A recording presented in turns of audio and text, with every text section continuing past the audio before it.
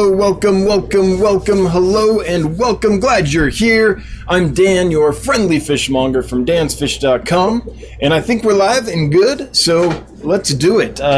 YouTube's software and my streaming software, we're having a little trouble talking, but I think we got it synced up, so here we are. Punchy Paint's got a commercial. Just for you, Punchy. Specifically for you. Targeted. That algorithm worked hard. You gotta appreciate that commercial. Anyway, let's get right into it. So we have an amazing giveaway today, and I'll get to that in a moment. But before we do that, I want to give my weekly shipping report. So, as far as I know, everything that has been sent out since last we met last week has arrived alive, with two little caveats. One is, there were 3 boxes this week that were delayed, so they're stuck in, is it Memphis, Tennessee, or Louisville, Kentucky? I think it's Louisville, where these ones go. And I can't remember where UPS goes and where FedEx goes, but it's Louisville or Memphis. I think it's Louisville, Kentucky. And so for you 3 customers who are waiting on your package, I'm so sorry. I wish there was something I could do. I'm as frustrated as you are. It should arrive tomorrow. If there's any problems, please let me know. I do pack for the long haul, so even if they're late, they should be just fine, but let me know if there's any problems. And I understand when you take work off or you set up your whole day just to be able to receive fish and they don't arrive. I feel the pain. I'm with you. I wish I could do something about it, but once they're in UPS's hands, yeah, it's out of nothing I can do. Except for to say that this is very rare. I think this brings up to 3 boxes all at once, so that's kind of a big deal. I think this brings us up to 9 or 10 boxes delayed for the entire year of 2020. So I'm not sure if it's a weather thing, like where they're going, if there was some stop where the weather was iffy and so they held them, or who knows. But I'm sorry. Let me know if there's any problems. If there are, reach out to me, Dan at dansfish.com, and I will take care of you. So that's caveat number 1. Caveat number 2 is a very rare kind of rice fish called Oryzius matinensis. Comes from, I think, a single lake in Sulawesi in Indonesia. They're very hard to get. I got a group of wild ones in this summer, and got another group in a month and a half, 2 months ago, something like that. And I have held on to them and not listed them for sale yet because the matinensis, they were okay, but they'd have this little kind of white sheen on them. And I was like, I think this is something that maybe came in from the wild where they were caught. So it took a long time, and I medicated them and stuff, but what happened is basically 3 or 4 weeks ago it cleared up, and it was never anything that was like a massive fungus attack or anything. It's just this kind of little sheen. It wasn't like a massive thing.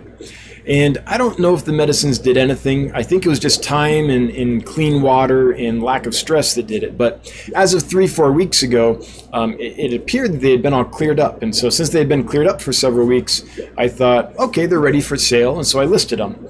And unfortunately, the person that bought them got them and got some other stuff too, but sent me an email, said everyone came on time and alive and everything was fine, but one of the strains of rice fish has kind of this white on it. And I was like, oh, and the stress of shipping must have exacerbated it, so it popped back in. So I had thought it was all cleared up and that they were good to go, but when they arrived, the stress of shipping had made it manifest again. So I want to apologize to that customer. I already have through email and stuff, but the odds are, I think, it's probably not like a massive thing. If he's seen what I was seeing, it's probably not a massive thing. And I think that just with some clear water and settling in, it'll probably, clean water and settling in, it'll probably go away.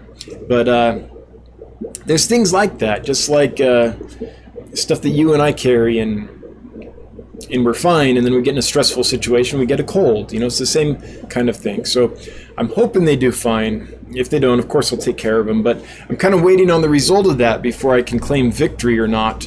of the fish doing okay. So that's where we're at this week. So first time in, I think it's been over a month, if I remember right, that we've had any kind of, not DOAs, but issue that I can remember with an illness or something in shipping that concerns me. So, so that's the shipment report. It's kind of in limbo. The shipment report is is to be determined. Marion says, can you bring up a picture of the rice fish? Sure, I'll do that right now. Orisius Montanensis. Okay. Well, while I'm doing it, I'll bring up another one. Okay, so here's the rice fish we're talking about. This is Orisius montanensis. Really a cool looking fish. Has a bright blue eye, which never shows up in the pictures. Has neat body markings. And this is a decent picture of a nice settled in one with the darker margin on the fins and things. And they get pretty big. 2 inches, maybe 2 1/4 when they're full grown. But, you know, 1.5 to 2 inches. So for a rice fish, they're good sized. So this is the one that has developed some issues. The other wild type that I have and have sent, and appears to be doing fine for everyone and never had the problem to begin with, so I'm not surprised, is this. This is Profunda cola, comes from a different lake, and the big difference between the two species is Profunda cola develops this yellow margin on the fins, and you can't really see it here, but there's kind of a black margin on the interior side of the yellow margin. Let's see if there's a better picture. That's a decent picture, I suppose. And the males get the filaments on the fins. At least I think. A lot of them have filaments, so maybe the males get larger filaments. I'm not quite sure exactly. There's very little literature on those fish, so I'm guessing a little bit when it comes to sexing them.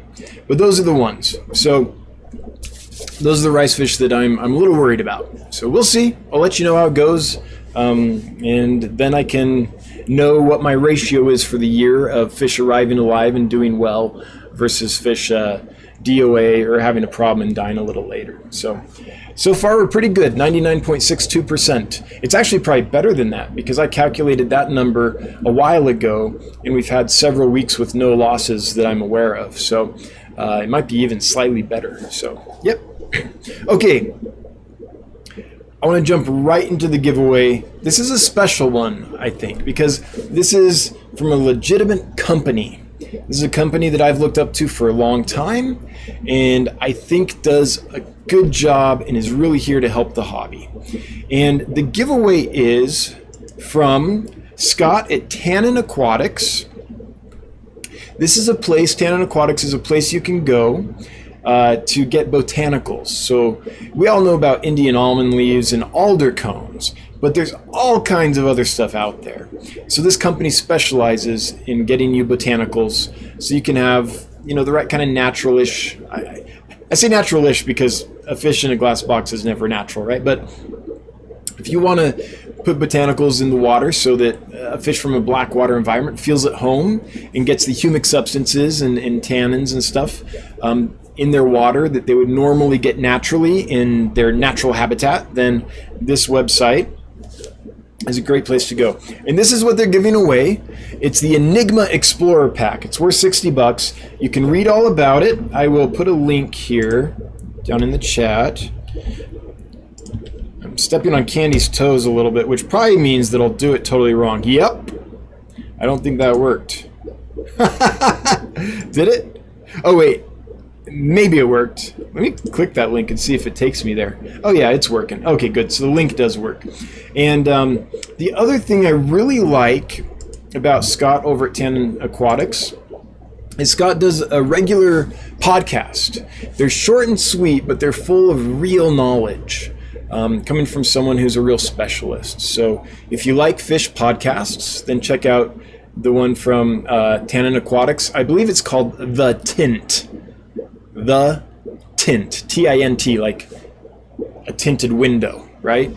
So I want to thank them for for providing this giveaway for tonight. And for us, that's kind of a cool deal, because up till now, I don't think we've ever had a company step in and say like, yeah, we'll do this. It's always been among us chickens, right? Just us fellow hobbyists. So that was pretty cool.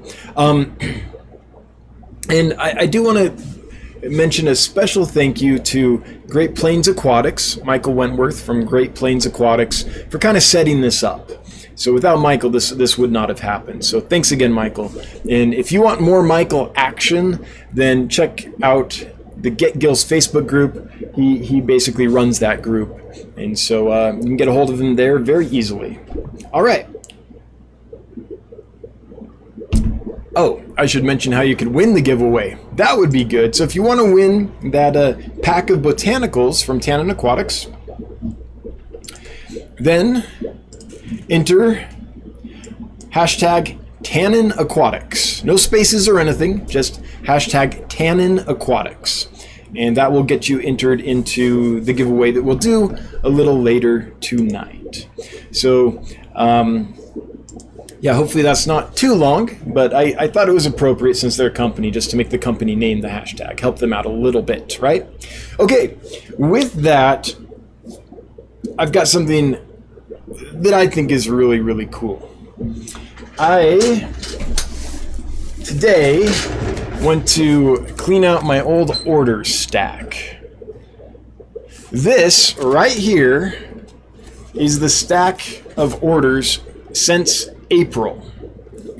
This represents $100,000 of orders since April, which is a cool milestone for dansfish.com. So I just want to thank everyone who's been a customer or has been supportive in any way. Thanks so much for helping us on this journey. Reaching $100,000 in sales, roughly, it's right there basically, is quite a milestone for us and makes me think this is actually going to work as a business. And today I had a meeting with a lawyer who's helping set up an investment agreement with a major player in the company. And it was very helpful to be able to walk in and show them, look, last year we only did 69,000, something like that. And this year to date, we've already done 100,000. And we didn't even really do many sales the first 3 months of the year with the construction of the annex and COVID and all these weird things that happened, right? So first 3-4 months, it was slim pickings. But since April, we've done a lot of business. So I just want to thank everybody. That's so exciting. That's such a huge milestone. And we're rolling it back into the company. I'm still on ramen wages. I don't pay myself hardly anything. This is all about pushing for the future right now. So almost everything is going right back into the company. If you knew what I paid myself, you'd wonder how I survive. It's not much. So anyway, thanks everybody. Very, very much appreciated. Everyone that's helped. Some people in huge ways. My mods that show up every week and just make this stream work, that ends up being a huge help to the business. Besides just a fun live stream and me being able to hang out with fellow fish geeks, because that's not an opportunity I get much here out in Wyoming. There just aren't that many here in town, right? It's a small place, but you know, getting to meet with you guys is awesome. But besides that, just having a nice live stream helps the business grow. It's good exposure, right? It helps us as if we were in a store together, a local mom and pop. We aren't, and we can't be because we live so far apart. But it's kind of that, it's as good as it gets, I think. If you can't go into a reliable mom and pop, then this is probably as good an interaction as we're going to have. So anyway, my mods, everyone that's invested in the company to help us grow and get to the point where we can make this warehouse build work and really do this at scale. Everyone that just shared the news with their friends or other fish geeks that I'm doing this and that has had, you know, bought from us and been like, hey, this is good, and shared the word or done an unboxing video or whatever. This is a huge milestone. So thank you so much. And to my mods, the checks are in the mail. They know exactly what that means. Now, before we get to questions and comments, I guess I have 3 more things. The first is Nigeria. So I spoke with the exporter from Nigeria, and they had talked to Delta Airlines earlier this week thinking, hey, is it time? And Delta said, come back Friday. So they're gonna go back Friday, and maybe Friday Delta will tell us when we can ship the fish or not. So we're in that thing of we're just waiting for Delta to say, okay, we can take them now. So hopefully that comes through. So it puts me in a weird situation because I'm like, okay, do I wait forever until we can do this, or do I go ahead and order something else in the off chance that Delta can't bring fish in a month or two, or until like a month or two or something, or do I, it's that weird thing, because if I place a big order somewhere else and then Nigeria's like, they're coming, it's like, oh great, where am I going to put these? 90% off sale, right? Got to make some room. So I'm not quite sure how to handle that, but that's where that is. Nigeria is a little bit in limbo right now, hoping to hear Friday or Saturday, probably the day after they meet at Delta, with some news about a possible shipping date.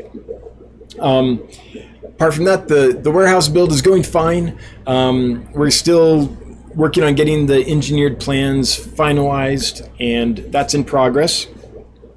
I'm meeting with the engineer again early next week to see where we're at and see how much more needs to go. And we're making good progress on that. So that's coming. The financing is all but secured for that to go forward. So we're pretty much good to go. If you are interested in investing in Dan's Fish, we are building a large warehouse facility to scale up, and there's still some money to raise for that. Not a lot left, but some left. So you can reach out to me, dan@dansfish.com, if you're interested, and I'll give you all the details.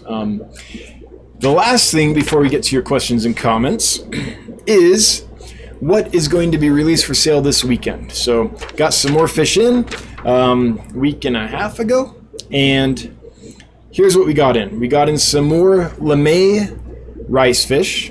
These are white Lemays. So Lemay rice fish have all that glitter on them. Let me see if I can show you a picture for those that don't know.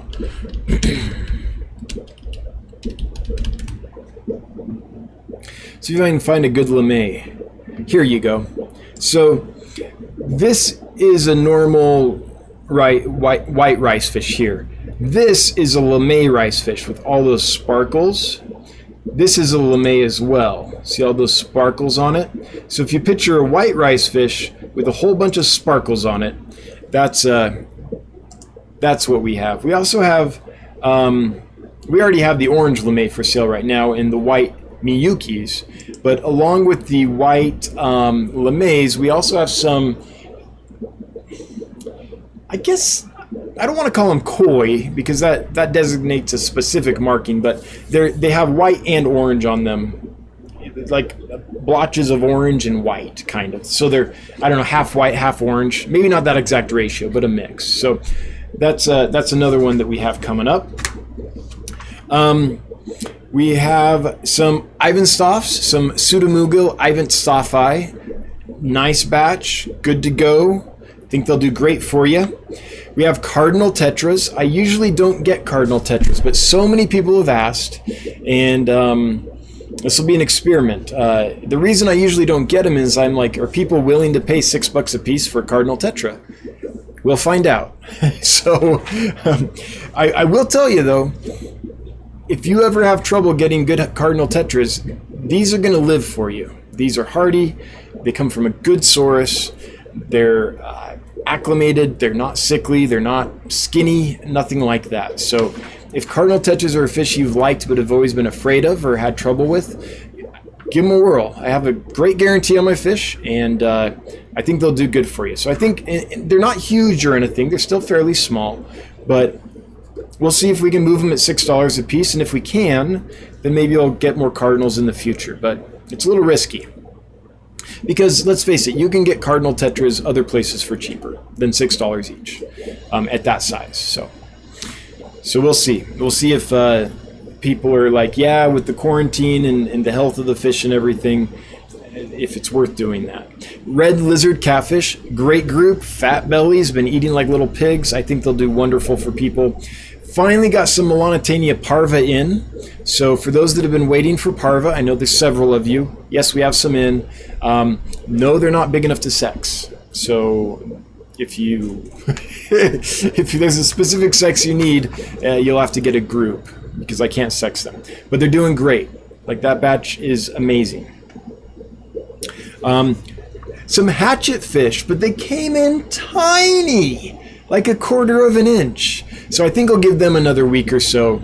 They're eating fine, and I think they're going to do fine. But when they're that small, I get nervous. So I might hold them for a bit. Some more Pseudomugil luminatus, what is often called the Pasca blue eye in the hobby, although it's not Pascae, that's a different species.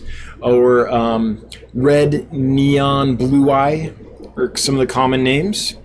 A bunch of pea puffers, and they're doing fantastic. They're fat and sassy.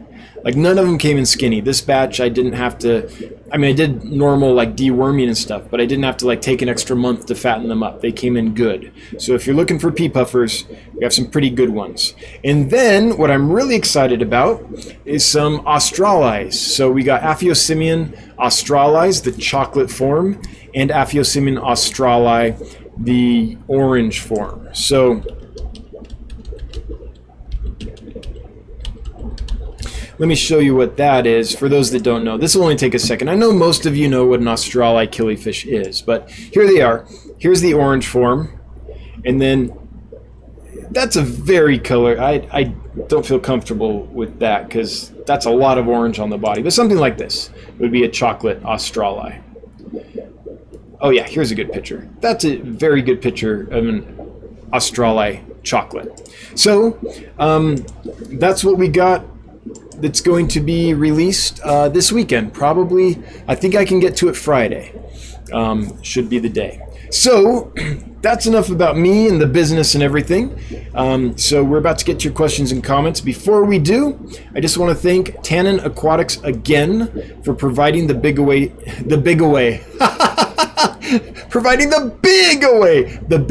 giveaway for tonight, which is a cool pack. It's a Enigma Explorer pack of Botanicals from Tannin Aquatics, value of $60, and then whatever shipping is on top of that, right? So good deal, and really cool stuff for people that like biotope aquariums, blackwater tanks, all that. That's what we're going to call it from now on. The big away. Giveaway. Giveaway. Bivaway. The bivaway. The big giveaway. Yeah. And with that, let's get to your questions and comments. We have 208. I said that and immediately dropped to 204. Now we're 203. I should stop talking about how many viewers we have because if I keep going, we'll be down to like 5. 204 concurrent viewers, it says, at this minute. So that's pretty awesome. If you wouldn't mind taking a minute to like, subscribe, share, all that jazz that us YouTubers are always begging you to do, it'd be greatly appreciated. No pressure, but it always helps. With that, let me get to your questions and comments. I'm going to scroll up and see. I know chat jumped several times, so the first one I can actually see is from Jeffrey Watts. So it says, Dancefish, don't think it speaks it into existence. It will work. Yep. That's the first one I could see. And Garen saying congratulations, probably on the 100K that we've done so far this year. So if you left a question or comment before that, then please leave it again, because there's no way YouTube will let me get up to see it. Just one more fish with Josh. Finally, my quest is finished. Josh is now going to die a happy man. He's going to go into the woods, build a log cabin, and live off-grid as a hermit because his quest is finished. I found a great deal on a group of Guinea strain clown killie. Oh, good. Any advice on this new adventure?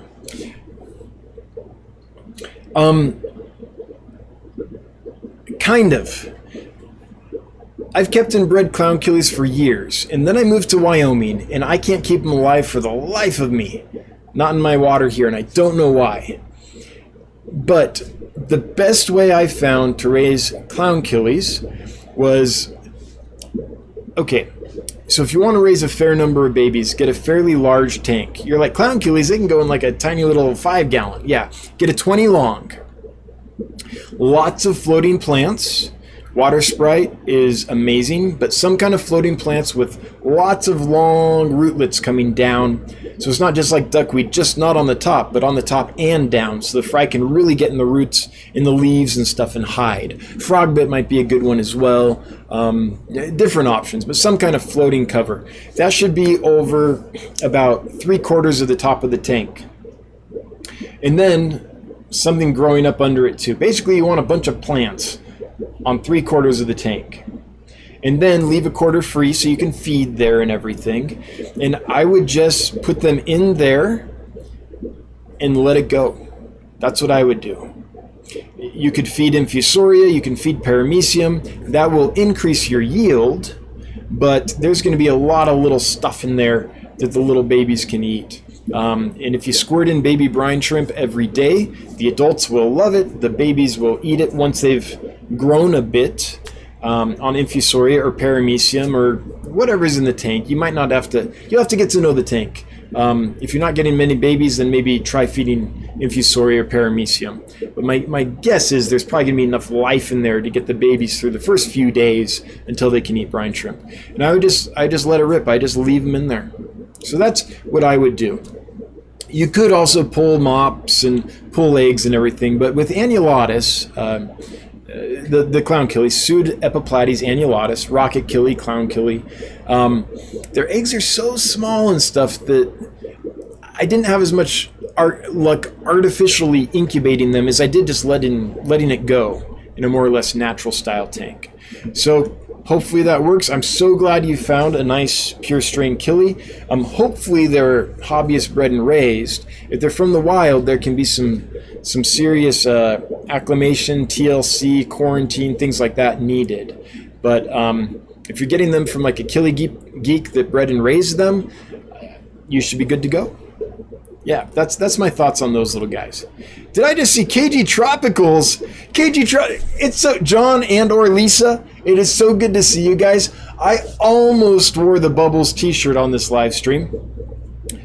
And then I remembered this camera, if I'm wearing a black, dark colored shirt, it doesn't like it.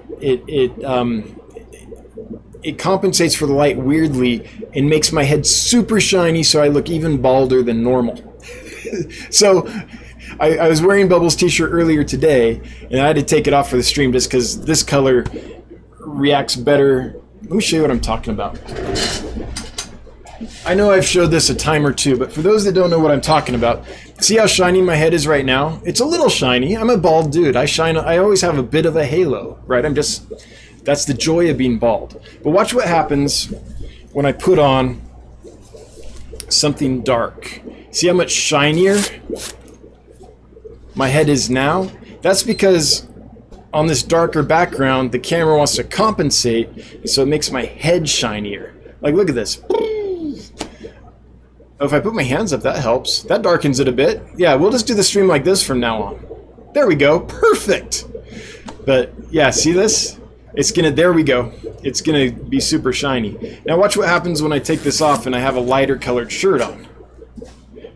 There, it compensates back down. So that's why Bubbles couldn't get on the stream tonight. I'm sorry, but I did think of her. Or him, I suppose. Anyway, hope you guys are doing good. 100K since April is huge. Good for my friend. Hey, good for you, my friend. I'm stoked. I'm thrilled. And it just bodes well for the warehouse. Guys, this is the scariest thing I've ever done.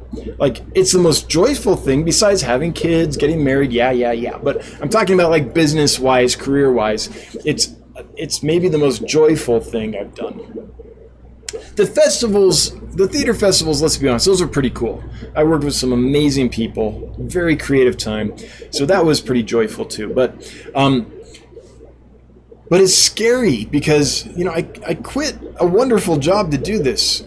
Most of the people that I went to grad school with would have killed to have a tenured teaching job at a college. They would have killed for it. In fact, you usually can't get a job like a tenured professor job at a university in the theater field unless someone literally dies or retires. That's when a space opens up. So people love those jobs, and it was really scary to kind of quit that cushy, highly desirable job and switch to this. But I had to. It's just who I am. So I'm glad I did, and it's really nice that it's working out. Because it was terrifying. It still is. Now the terrifying part is, okay, now we're going from this thing that works right here, and we're going to scale it up. And there's a million and one things that could go wrong in that process. And I've never scaled a company big before. So I'm learning all I can about it. I'm trying to bring people on board who can help me make that happen and all that. But it's still terrifying. Like I've got an investor who isn't a fish guy at all, who's, by the time this is done, gonna have hundreds of thousands of dollars invested in me in this company to scale it up, because he believes in it and he's excited about it. But that's terrifying. You know, it has to work, because I can't go back to this guy or any of the other investors. There's few investors that are in six figures and above. I can't go back and be like, sorry, it didn't work out. You know, how do you do that? So it has to work. So it's so scary. So knowing that it's going well, and this year kind of proving out the annex and everything is just so gratifying. So thank you, John and or Lisa, KG Tropicals, and it was a huge relief to hit that milestone, to tell you the truth, because it gives me more hope for the future. What we're trying to do is get big enough to make an impact in the industry, and that's a lot more than 100,000 or whatever we're going to do by the end of the year this year, right? That needs to be a much bigger number. So in order to fulfill our mission, which is change the narrative in the aquarium industry from, oh yeah, I had some fish, but they all died, to I love my aquarium. After work, it relaxes me. It gets me in touch with nature, even though maybe I live in the middle of New York City in a tiny apartment, all these things. In order to change that narrative, we have to scale. So whether it's scary or not, it's happening. And it's not like the fear paralyzes me. It kind of sharpens me, I think, and gives me the energy and verve, I guess, to just keep going. But the whole thing's terrifying. It's just terrifying. Punchy Paints, this is very important. If you want to ask Dan a question, be sure to put @DansFish so he sees it. This right here, public service announcement, @DansFish. It'll pop up, select it, and it'll highlight for me in orange so I can get to your question. Thank you, Punchy Paints, and the rest of the mobs. Wichita Falls Fish Keeper, that is an amazing milestone during COVID when businesses are going belly up. Congrats, Dan. Hey, thanks. Yeah, it's been amazing. I do wonder how many mom and pop brick and mortar shops went belly up during COVID, and did that help my business being an online business? I like mom and pops. I don't want them to go out of business, because I think they're kind of foundational for getting people in the hobby. And if you need blackworms, you can't get them from me. Who are you going to get them from? Your mom and pop, right? Pretty much. So I do worry about the effect COVID is having in other sectors of the hobby, of the industry. But for me, if there has been an effect, it's been increased sales. Once inventory was findable again, there were a few months there where you just couldn't get anything really. But once that kind of softened, then I think there's probably a lot of people in cities that are shut down or that are high risk, so they can't go out very much. And if you're stuck inside all day, your aquarium becomes an important part of your life. And I think that's probably helped sales actually this year. And my hope is that they get a good enough experience that they stay and they keep coming back. And the numbers say that's happening. But thanks, Wichita Falls. Oh, by the way, seeing Wichita Falls Fish Keepers comment there reminds me of an awesome presentation that I saw yesterday on the Greater Seattle Aquarium Society. Here it is. Randy Carey. Can I do this without playing it? I just want to get the link to you guys. Did an amazing presentation. How do I share it? I guess I have to click it. Let me turn off. Turn off. Okay, good. Now I can share it. Did an amazing presentation at the Greater Seattle Aquarium Society yesterday on breeding the egg scatterers. So these are tetras and barbs, characins and cyprinids and lots of fish that we all know and love. He did an amazing presentation on it. So if you're into egg scatterers, you want to find out how to breed tetras or barbs and then also raise them successfully, then it's a great presentation. Even if you don't, if you're into like learning about how fish reproduce and ecology and stuff like that, it's a pretty cool presentation. So Wichita made me think of that because he turned me on to a catfish live stream a while ago from Massey. BA, what, Mr. T, bad attitude. I've never ordered fish online. Any worries ordering from a place with 7 pH and minus 7.8? Any extra precautions to take with acclimating? No. Fish actually do better when they go from softer water to harder water in a shipping situation. My guess is, and I don't have the water parameters in front of me, but in general, if they're 7 pH and you're 7.8, you probably have harder water than the place you're ordering from. So it's actually going to be a benefit if the fish go from that and then you put them in your tank and you have harder water. That harder water is, there's less osmotic stress and things like that happen when fish go from softer water to harder water. If the opposite were true, you'd still be okay. But if it was an extreme case where it's like they're going from a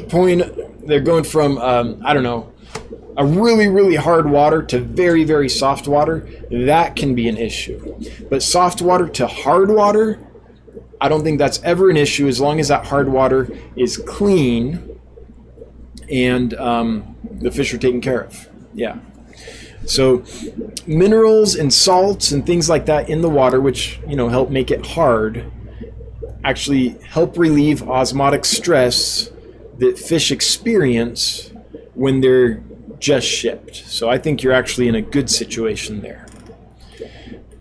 And by the way, salt, NaCl, right? Sodium chloride, normal old table salt, is one of the best things for fish because of that reason. So if you don't have plants in your tanks or you have a quarantine tank that's bare or whatever, and you're not going to kill plants by putting salt in the water, then adding salt to the tank actually really helps with this too for the same reasons. Orange cones. Do we need to set up a GoFundMe for dance fish just to help with imports? I think I do have a GoFundMe set up. A long time ago, when I was first raising some funds, I think to build the annex, I think there was a GoFundMe set up. I haven't checked it in a long time, but there might be one. But the GoFundMe is right here. This is my GoFundMe. You guys are funding me great. No complaints. No complaints at all. So it's more a question of right now being a small operation and having to import in large numbers. That's where it gets tricky. Like, do I do the Nigeria order or do I order somewhere else? I don't know. If I wait, maybe I don't have fish for a while. I don't have fish, I can't sell anything. There goes my GoFundMe. If I do order and then the Nigeria order comes next week, where do I put everything? Oh, I can't wait for this warehouse. I'm going to have 508 aquariums in the warehouse, and it's going to help with this inventory situation so much. It's going to solve so many problems. It'll create other problems, but it'll solve a lot.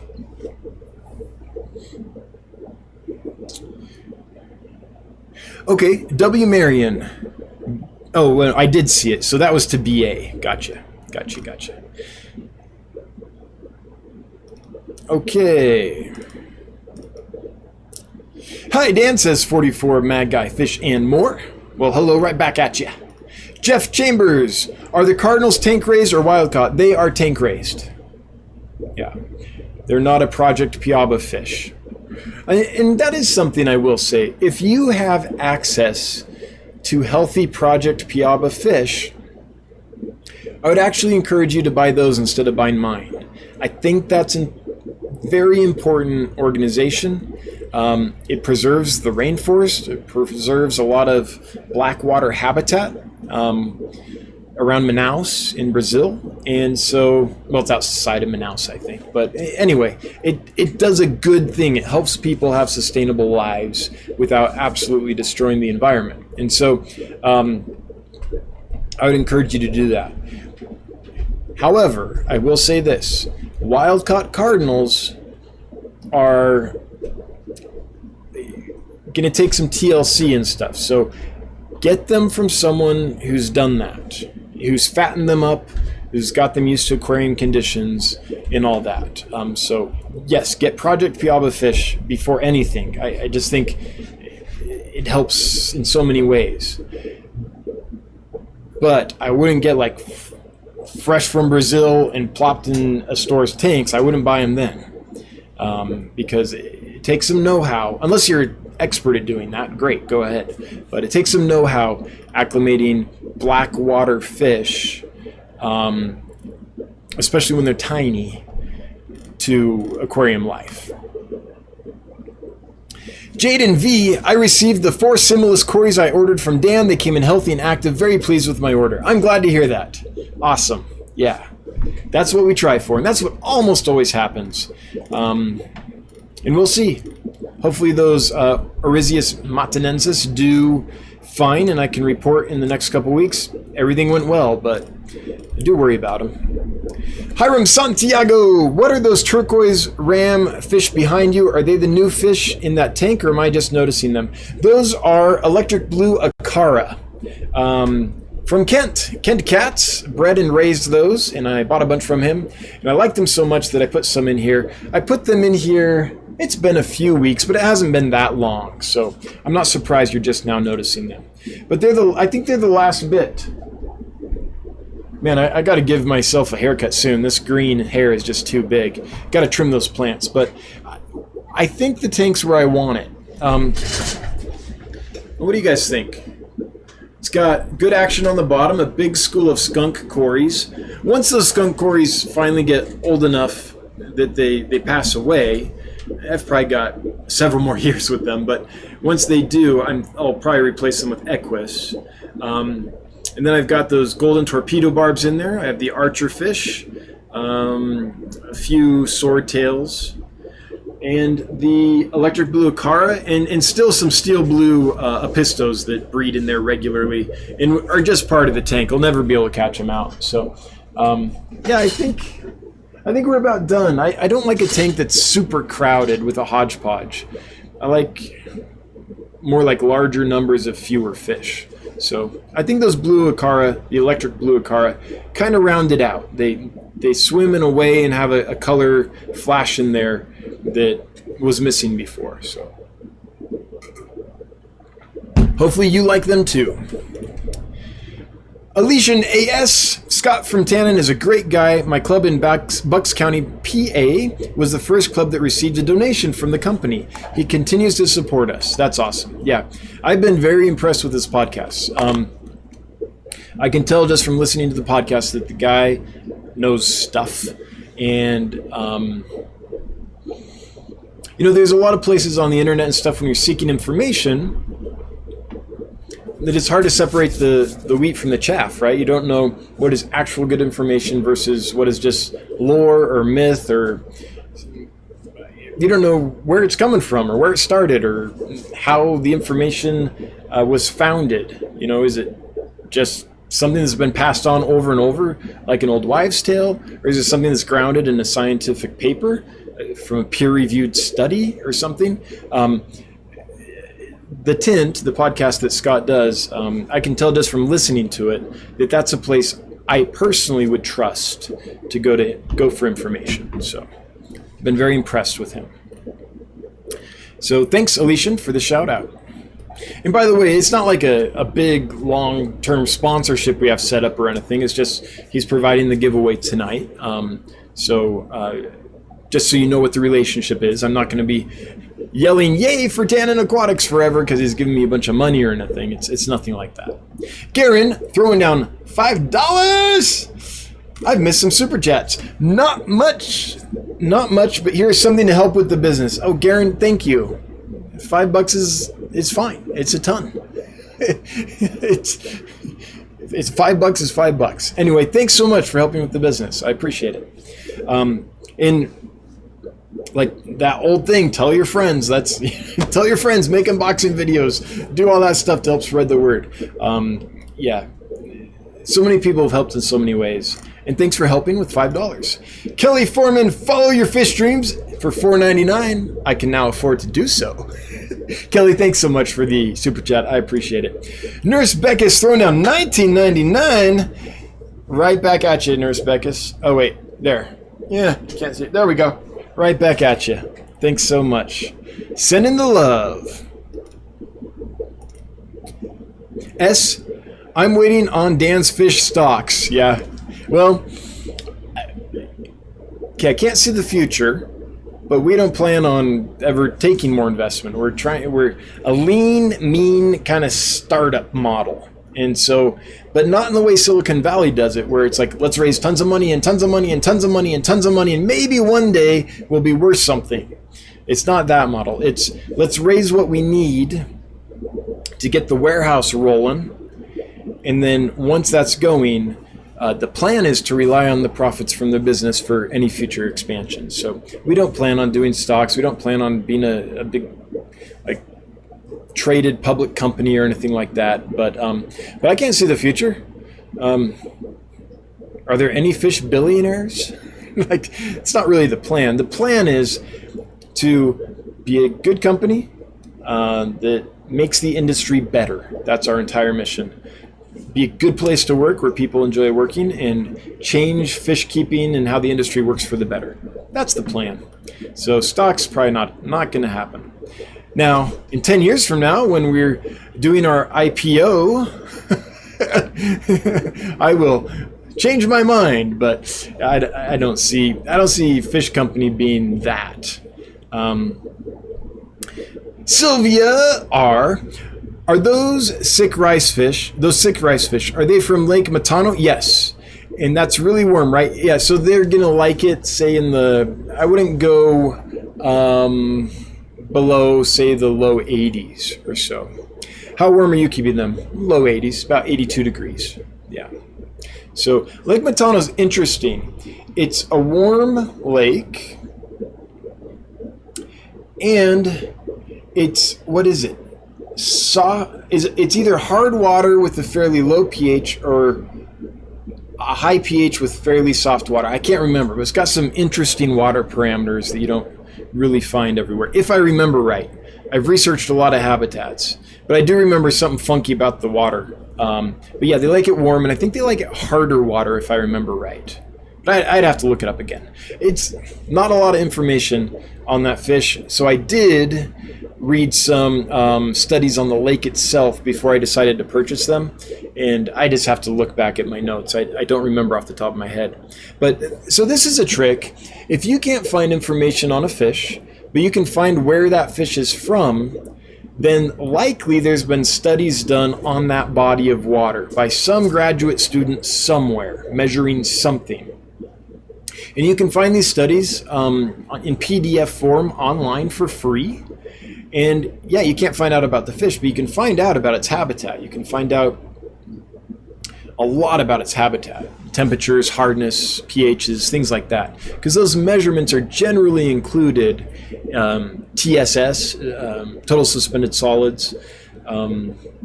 That's included generally in the study because it's a baseline for the water parameters that they base the study on. So that's one trick if you're having trouble finding information about the fish. And I did that on Lake Matano, but I can't remember right off the top of my head what exactly it was. But I think it was harder water, and I remember it was warmer for sure. That's why I made the tank low 80s instead of mid 70s.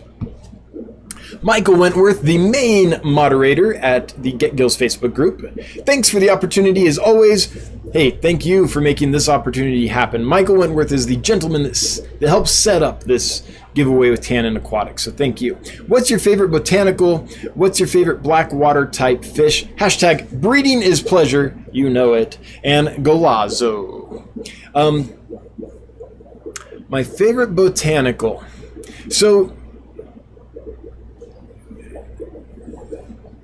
the one I use the most is oak leaves, just because I can go outside and get them. So I take them, I dry them out, and they work really well for shrimp. They work really well for a lot of those species that want to hide in leaf litter. Talk about Europistos, talking about coolie loaches, love to hide under them, things like that. So it's the one I use the most, so I guess I would call it my favorite. But it ain't great. The reason the stuff at Tannin Aquatics is probably going to do you better is oak leaves, once they get wet and they soak up the water, they get really mushy. They don't hold their shape. They're not like a thick leaf, right? So they kind of just create this layer, kind of compact layer on the bottom. They lose their roundness, their cubbies, their little holes in there. And if you aren't careful, you can get a stagnant layer under there, and it's not very good. So one of the nice things about what Tannin Aquatics has, a lot of their stuff, it's more like hard seed pods. And sure, they've got leaves and stuff, but they're stuff that has structure to it, and a strong enough structure that when it gets wet and waterlogged, it doesn't just turn into like a flat, compact, soggy mess. But oak leaves for me, and I don't use a lot of botanicals because I'm operating a flow-through system, and I do major water changes, and 40%, 30 to 40%, depending on the tank, every day. So tannins don't work well for me in a situation like that because they're just constantly changed out. My favorite black water type fish. If I had to answer that, it's hard to say a favorite, but is it the black morpho? Let me see if this is the one. Yeah, Weitzmanni. Hang on real quick. I'm going to share this fish with you guys. This is a fish I've always wanted to try, and I've never tried it yet. This is, what is it? Poecilocherax weitzmanni, or the black morphotetra.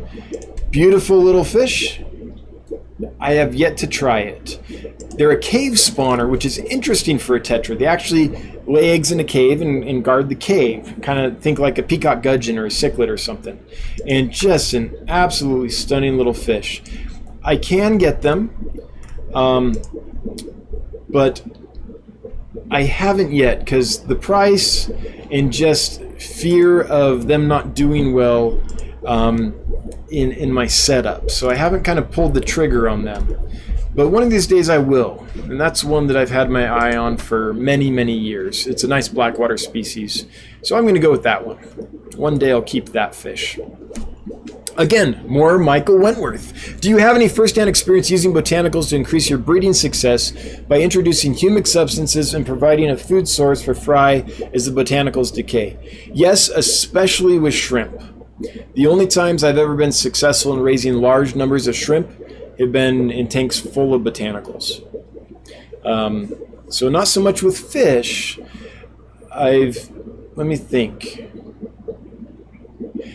I guess I would say incubating killifish eggs because it's basically damp peat moss, but I know that's not exactly what you're talking about. But I would say definitely with fish. I've done it less with shrimp. I've done it less with fish because when I spawn fish, like for most years it was a lot of killifish. And I'd want to isolate and find the eggs because I was breeding in pretty large numbers. So those were generally bare tanks with a spawning mop or a little bowl of peat moss to spawn in, something like that. But with shrimp, for sure, I'm much more successful with shrimp than I am with botanicals than I am with anything else. Yeah. KG Tropicals, I know what it's like to look balder. Yeah, in a few years I'll finally catch up with John at KG Tropicals. Right now my halo is only like half halo. One day I'll be full halo. I'll be full John halo. Merely Avoiding says, my bedroom gets really cold at night, and I know it gets too cold for my honey gourami, but I'm scared to put a bigger heater in there. Should I just do it anyways or do something else? Okay. So if you're going to keep a honey gourami, you do need to keep it warm. So however you go about that is up to you. But if there's no way to keep the bedroom warm enough, then you got to heat it somehow. I'm trying to think if, there are, I don't know how big of a tank or bowl or whatever it is that you have this in, but there are smaller heaters that you can use. I don't have a lot of experience with them, just going to say that up front. But if you're worried about big heaters, there's small heaters that maybe go on the bottom, things like that, made for like betta bowls and stuff. There are very small heaters that you can use in aquariums too, like normal type heaters. But this is a hard one because there are no heaters that I'm really confident with, honestly. And in fact, there's no heaters that I know that anyone's really confident with. My trick is always double thermostat them. So I'll have the heater, usually it has a thermostat on it, and I'll plug that into a thermostat. So if the heater's built-in thermostat goes out, it's put in check by the thermostat it's plugged into. And that's how paranoid about heaters I get. So I don't have a... Does anyone here have a fairly small heater? I don't know what size the tank is. Let's call it 10 gallons. Let's guess. A small heater that you've had good success with that would do well for a 10-gallon heater in a fairly cold room. Let's say, I don't know, I'm going to go with 60 degrees at night. Let's put those parameters out there, Merely Avoiding, and see if we can find someone who has a suggestion for you. And then you can make a decision on that. Mary Page Flynn, can you keep different species of killifish together in a big community type aquarium? Sorry, that may have been a totally dumb question, but I got to start somewhere. It's not a dumb question. You can, and I wish more people would. Now, if they're closely related species, you're not going to be able to keep the fry or resell the fry because they're going to be hybrids and stuff, right? But yes, in fact, the way I like to keep killifish, my favorite way, is large groups of single species. My second favorite way is large groups of mixed species, for sure. Now, there's no reason not to do that, except for crossbreeding, if that's an issue. But if you're just going to keep a pretty aquarium to look at, a group of killifish, different kinds, would be great.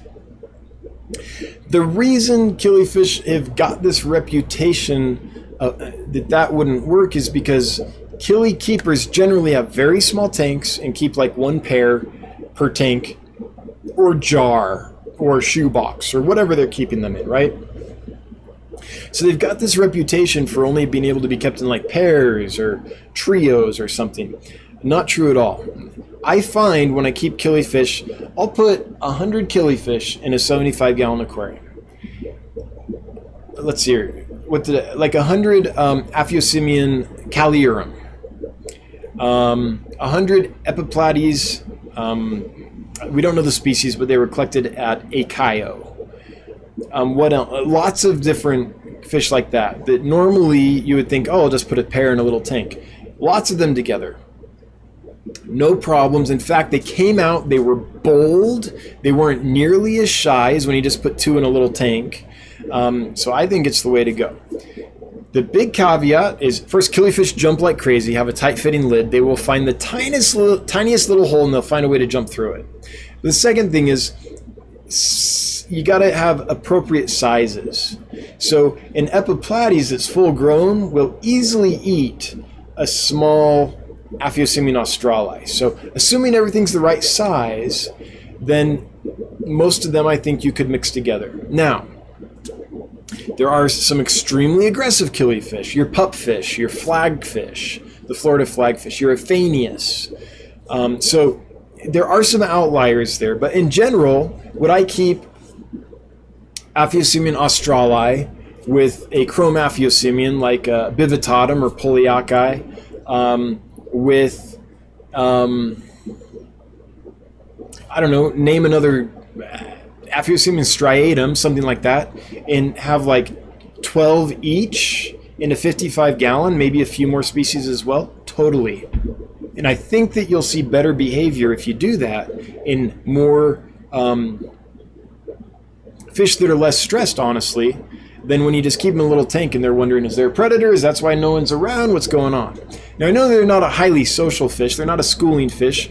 And besides some of the lamp eyes and stuff, not even a shoaling fish. But I found their behavior to be obviously less stressed in groups. Okay, groups. The other thing is if you don't have a pair but you have two pairs, then you got a problem because the two males will key in on each other and one will outdo the other and eventually it'll die. Often that happens. So it's kind of the cichlid rule where you get only one or two, you know, a pair or one or something, or you get a big group, but you don't just get like two pairs or three pairs or something. You can, but what I'm trying to say is larger groups, a lot less problems than you get in the smaller groups. So that's my thoughts on them. Not that killifish are as aggressive as cichlids at all, but it's the same kind of rules as far as spreading aggression.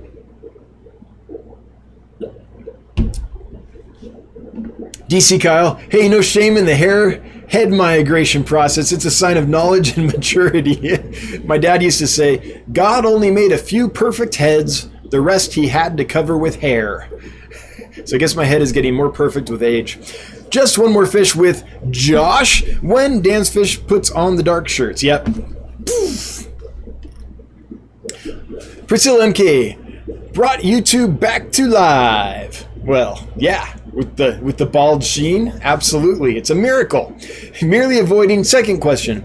I've been trying to hatch brine shrimp, but no matter what I do, they just won't hatch. Can you give me some variables to change and try to solve this? Give me 1 second. I'll go get my hatcher and show y'all some stuff. Really, I'll be right back.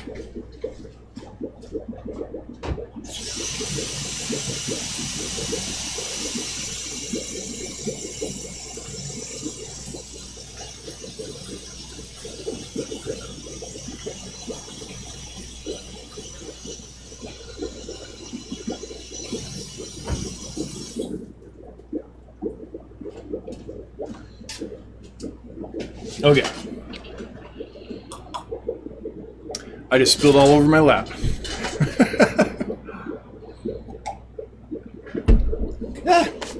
Looks like I had an accident. So, okay.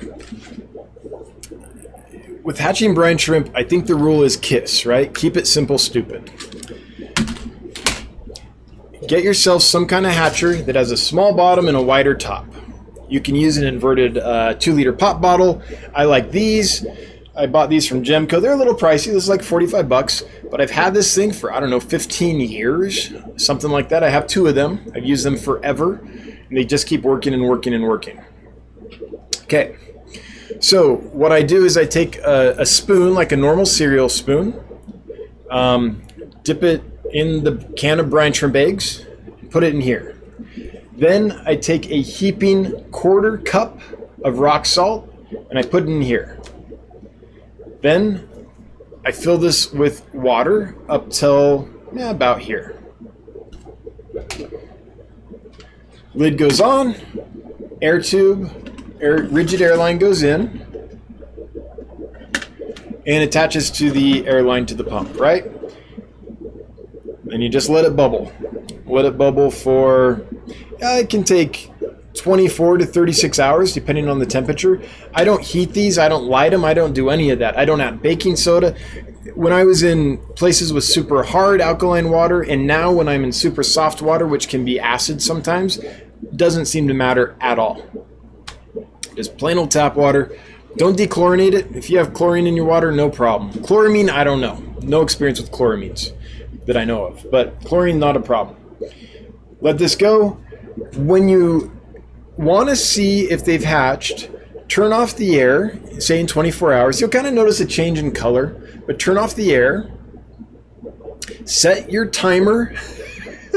Don't forget to do this. Set your timer for like 4 or 5 minutes.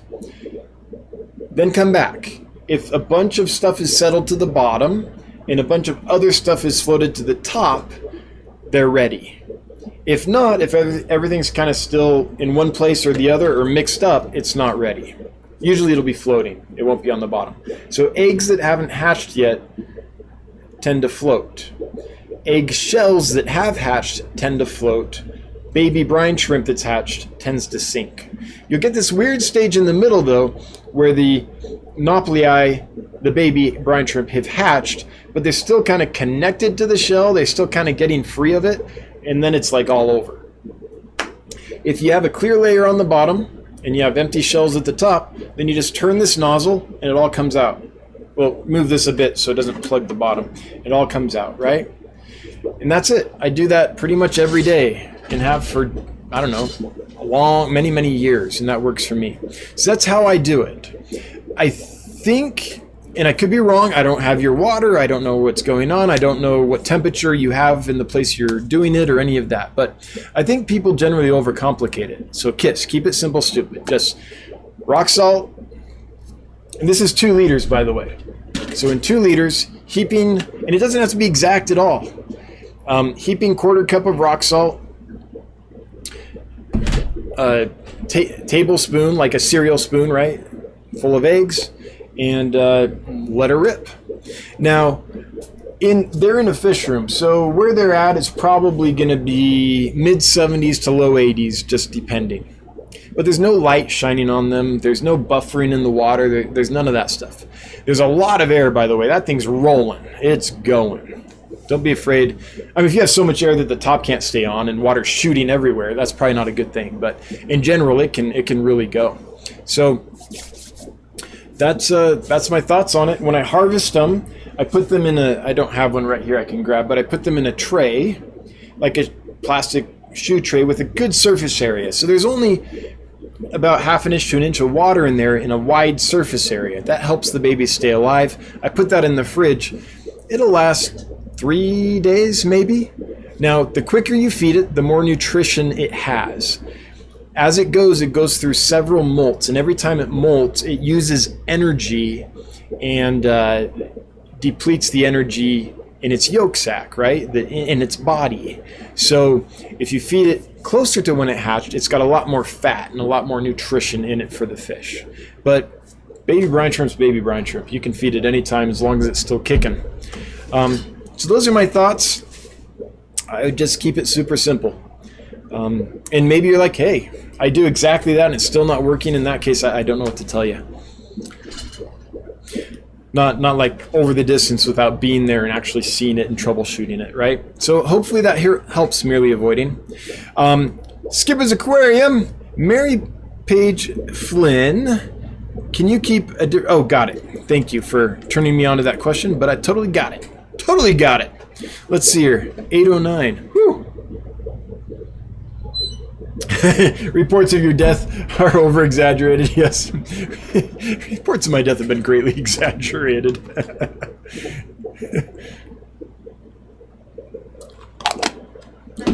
Brian says, how long ago did you quit and start selling fish? So that was my 40th birthday present to myself, and I'm now 42.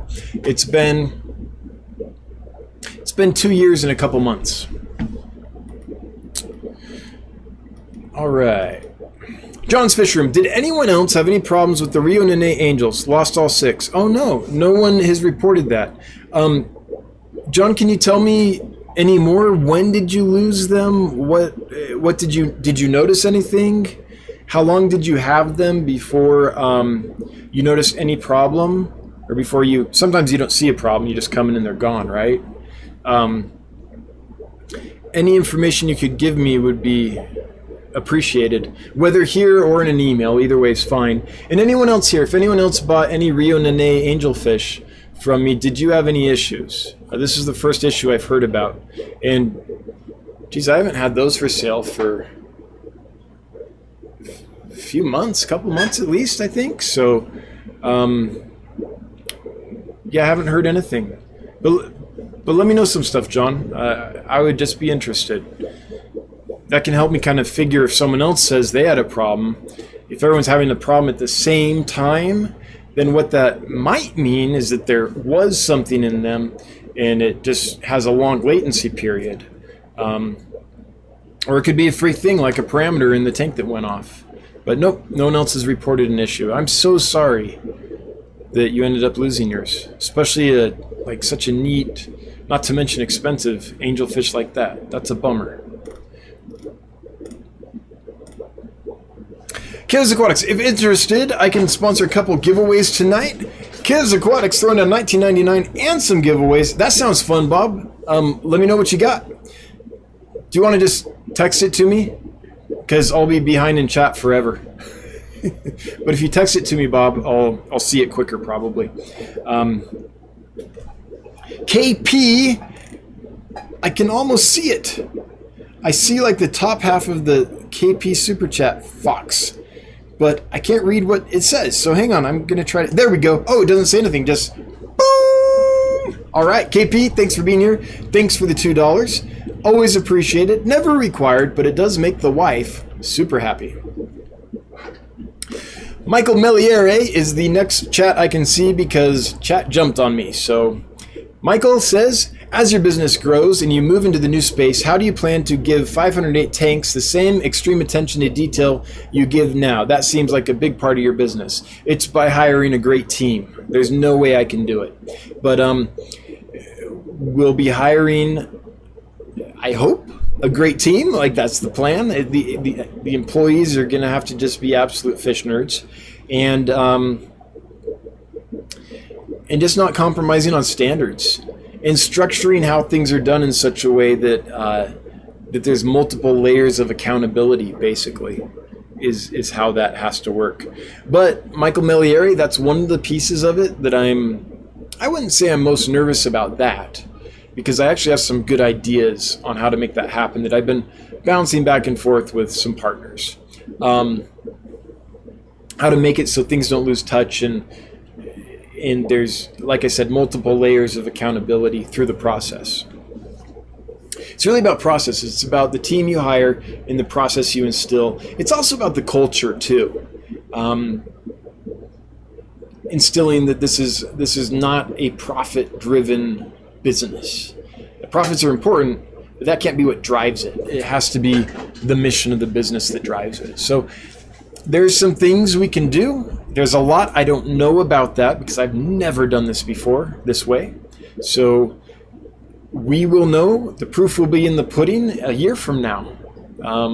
Actually, a year from now will kind of just be up and running-ish for a little while. So once we're up and going, we'll know. Yeah.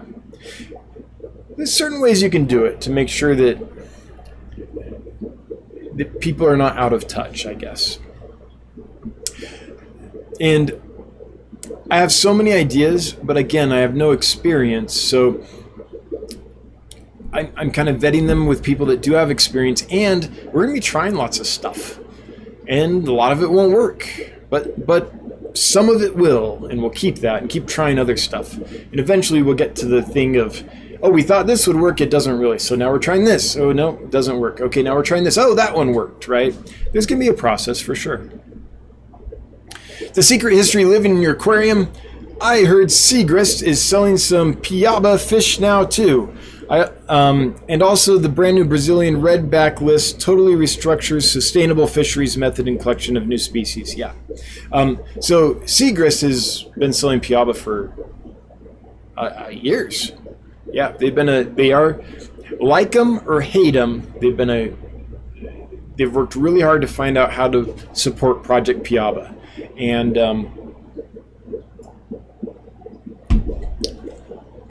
routinely see 4 or 5 Piaba species on that list regularly. So, yeah. Okay. I've got to look up a word here. Michael Wentworth, pulling a $5 word. How do you feel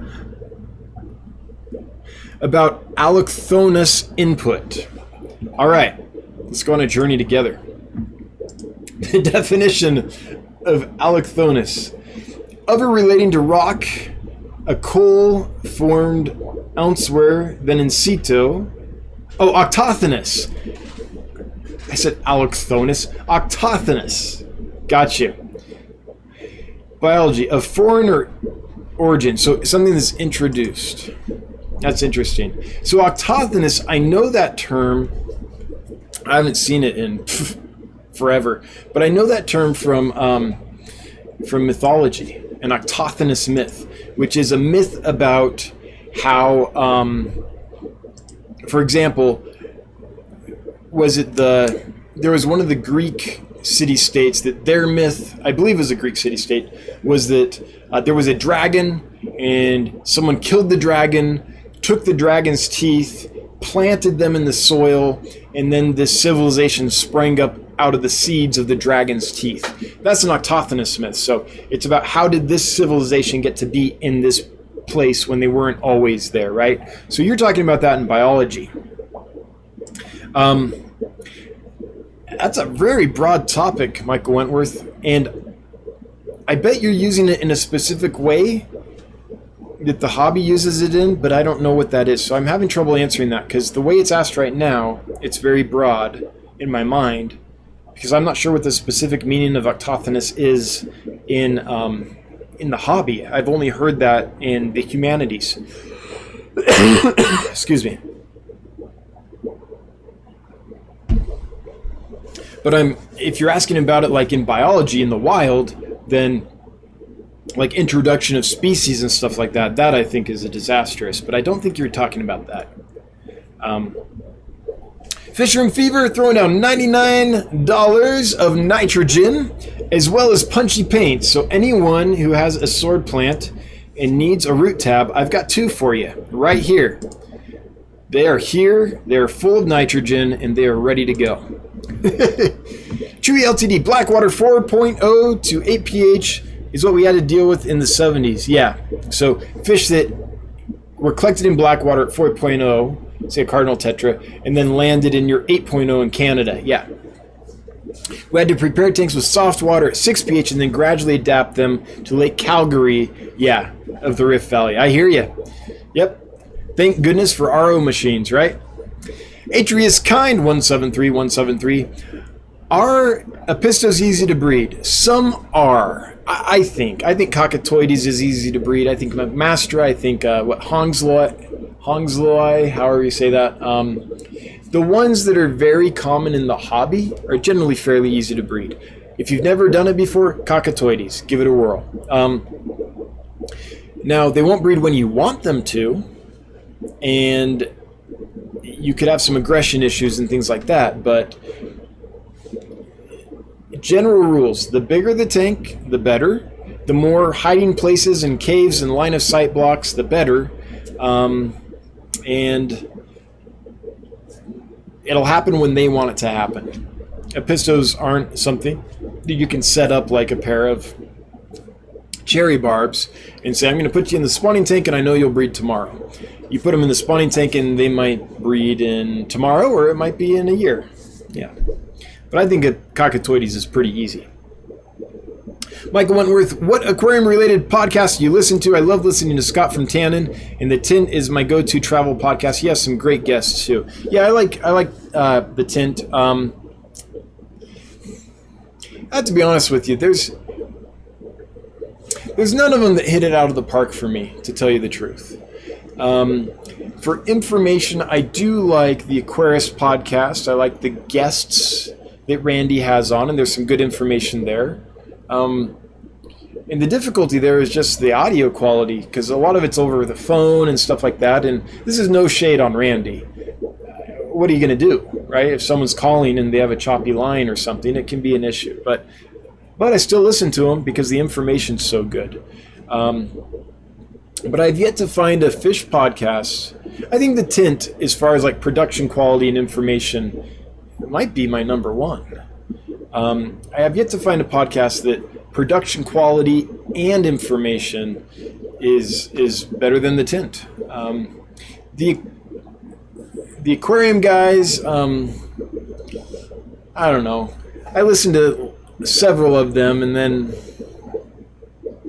charitably I'll just say I haven't listened to them in a long time.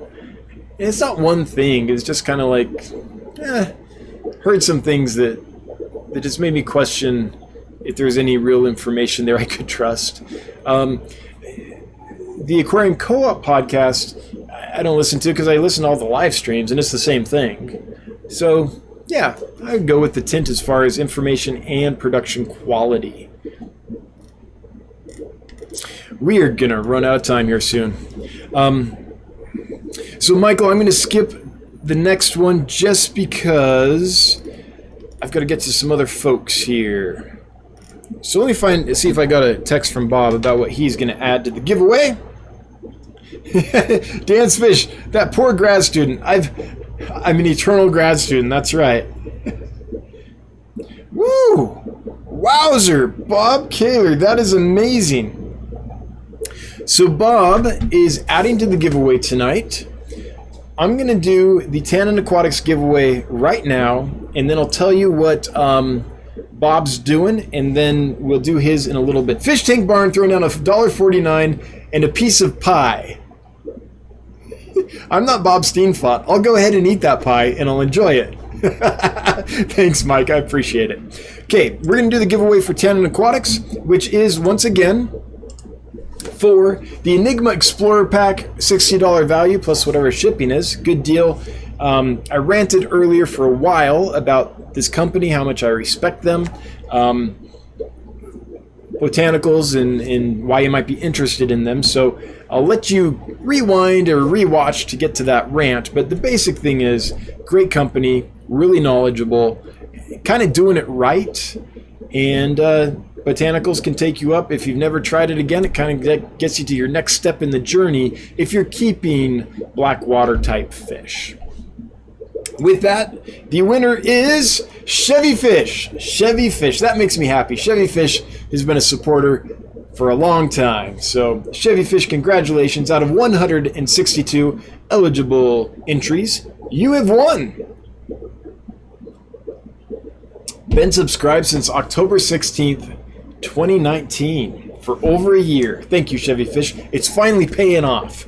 So you've got a little time to send us a message. Let us know that you are here. You're here. I knew you would be. Chevy Fish, would you email me? dan@dansfish.com. I will send that on to Michael Wentworth, who is the point of contact to get the Tannin Aquatics giveaway all taken care of. So just send me an email, Chevy Fish. And now with that, we're going to do a new one for Bob's giveaway, which is Go Bob Go. By the way, so to enter Bob's giveaway, the hashtag is GoBobGo, and he's giving away 2 $50 gift certificates. So that's pretty cool. That is pretty awesome.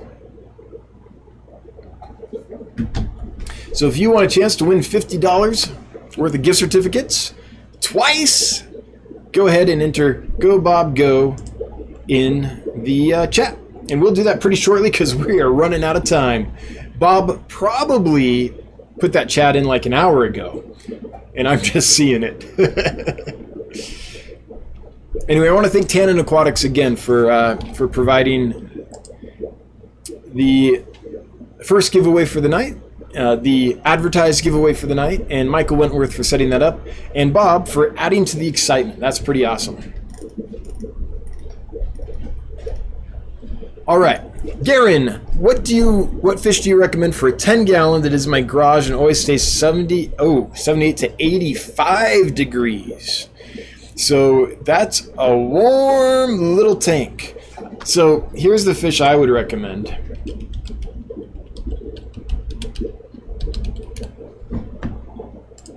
These, Aphanius mento. This is a gorgeous little, basically pup fish from the Middle East. It's a killifish. It stays pretty small, around an inch. I don't know, maybe they get an inch and a quarter, but I would say an inch. Absolutely stunning. Here's the females. Oh, that's actually a subdominant male, it looks like. Hang on, let me find a female. Here's a female. Totally clear fins. That's how you know. These are amazing fish. They're active. The males are constantly displaying, and they like it warm. So they will do great in that temperature range. Males are pretty feisty, so you want to keep a fairly good number of them to kind of spread that aggression out. But that's a fish that when I think a warm tank that isn't too big, 10 gallons, that's a fish that I think would be worth going for. That's the one that pops in my head.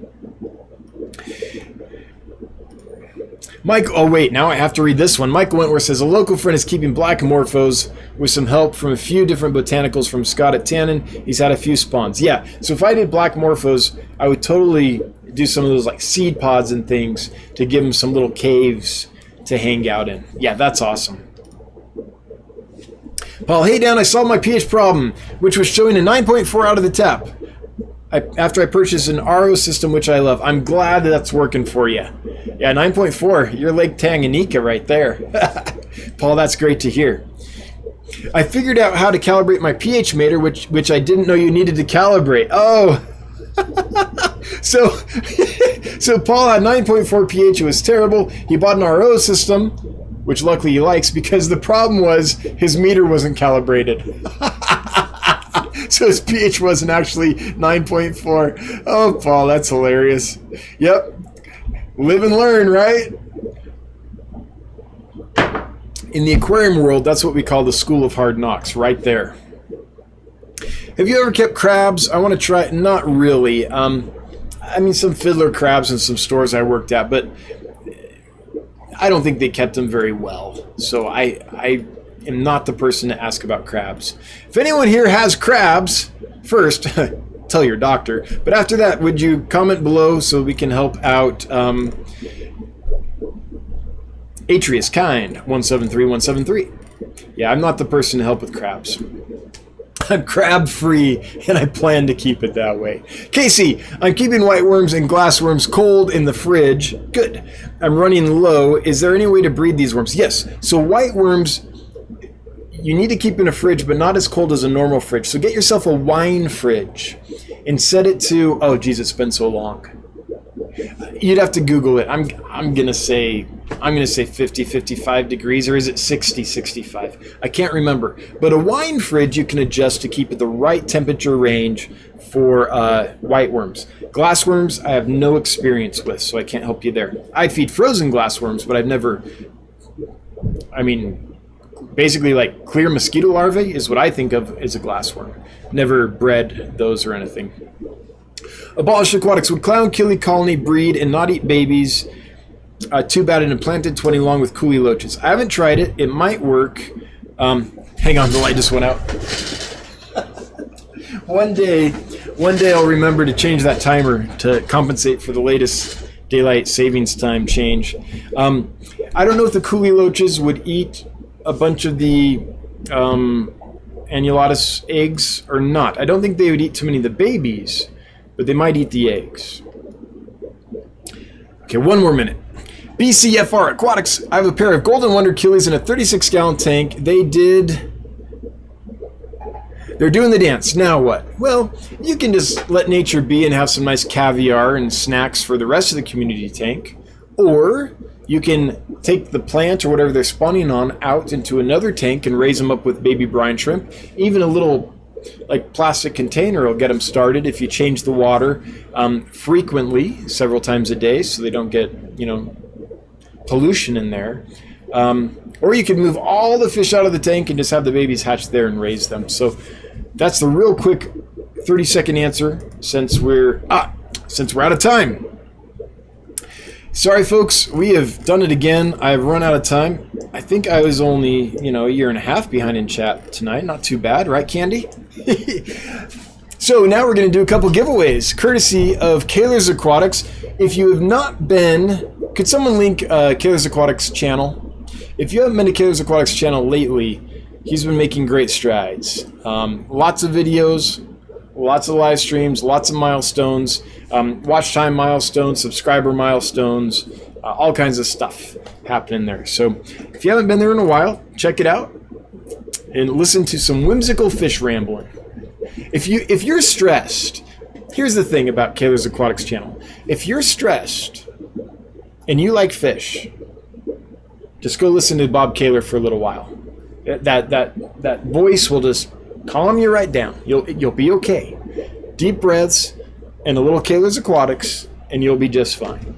Anyway, let's give this a whirl, and the winner of the first $50 gift certificate is Mirik Tomchik. Mirik Tomchik, would you let us know that you're here so we can, proclaim you a winner? How are we doing, by the way? Just curious. We've got 245 viewers. Not too bad. Not too bad for this little channel. All right, Mirik, it's up to you, Mirik Tomchik, to let us know that you're here, because the only thing is you do have to be present to win. That's it. No, you don't have to subscribe. You don't have to like. You don't have to get up and do a dance. All you have to do is enter by entering the hashtag and be here. You're here. Yeah. And you are $50 richer, my friend. Mirik Tomchik, thanks to Killifish Aquatics, you've got $50 coming at you. Now, who is the second winner? Let us see. By the way, Mirik, email me, dan@dansfish.com, and we'll get the details worked out. 44 Mad Guy Fish and More. That's awesome. 44 Mad Guy Fish and More has been with us since January of 2019 as a subscriber. So it's nice that you're winning something, 44 Mad Guy. Let us know you're here as well for the second $50.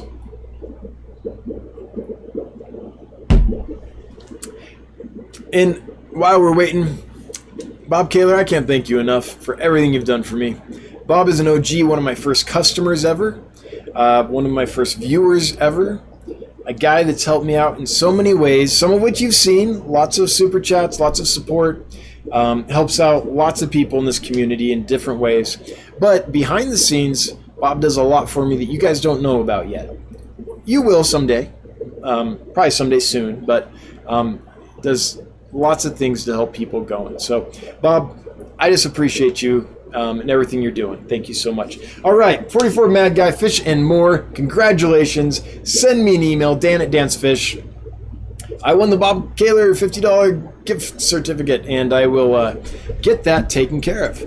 Well, thank you to Tannin Aquatics for sponsoring the main or the advertised giveaway, and thanks to Killifish Aquatics for making it even more exciting. All my mods, mwah, love you loads. Everyone that gave a super chat, thanks so much. Everyone that made a purchase and got us here, $100,000 so far this year. Thank you. This is a ton of orders. This is a ton of fish. That's amazing to me, and I really appreciate it. Everyone who left a comment, thanks for making it lively. All you lurkers, I'm with you, hashtag Lurker Nation. Everyone watching the replay, I hope we can be with you live sometime. But until then, replays are what we got. Anyway, we'll be back at 7 p.m. Mountain Time next week on Wednesday. Until then, oh wait, before I go, I got Bob crying. All right. Now I can go live as a hermit in the woods with, who was it? Yeah, because now my life is complete. No, I'm just joking, Bob. I mean it sincerely. I really appreciate you, brother. I want to see if Pam is going next. Thank you, Candy Overhaul. So if you want more fish talk, go to Punchy Paints for her live stream, which will start in 26 minutes, about 9 o'clock. Until next time, have a good one, everyone. Thanks so much, and